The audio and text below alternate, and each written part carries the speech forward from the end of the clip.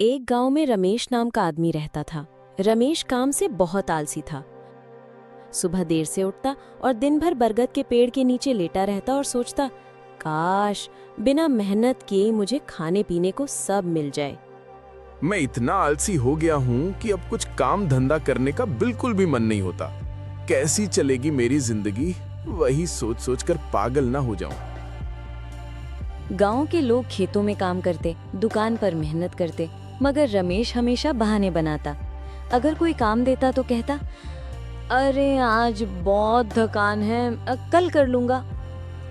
एक दिन रमेश जंगल की ओर जा रहा था। तभी एक साधु को देखा जो तपस्या कर रहा था।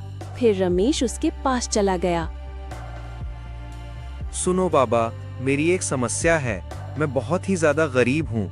मुझे गांव में सबसे अमीर बना दो बाबा।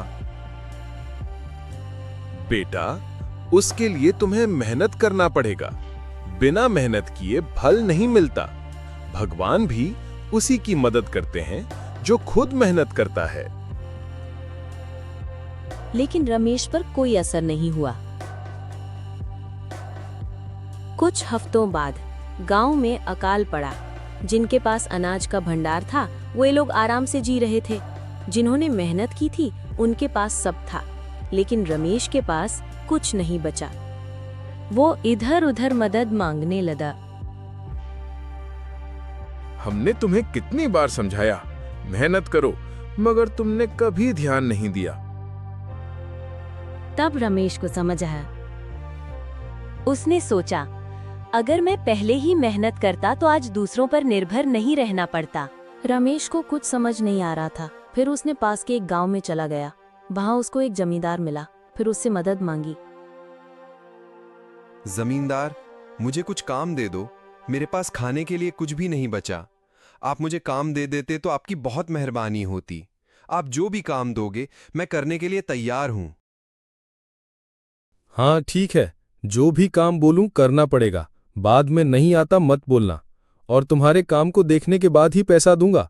अगर काम अच्छे से नहीं किए तो एक भी पैसा नहीं मिलेगा, और टाइम से काम में लग जाना, कोई बहाना नहीं चलेगा। हाँ ठीक है मालिक, मैं पूरी मेहनत से काम करूंगा।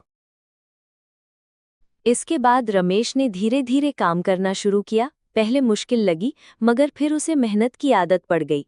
कुछ सालों बाद वही आलसी रमेश गांव के मेहनती लोगों में गिना जाने लगा।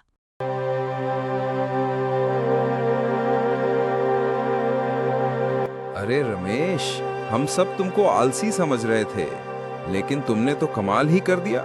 इतना मेहनत किया, गांव वाले खुश हो गए तुम्हारी मेहनत देखकर।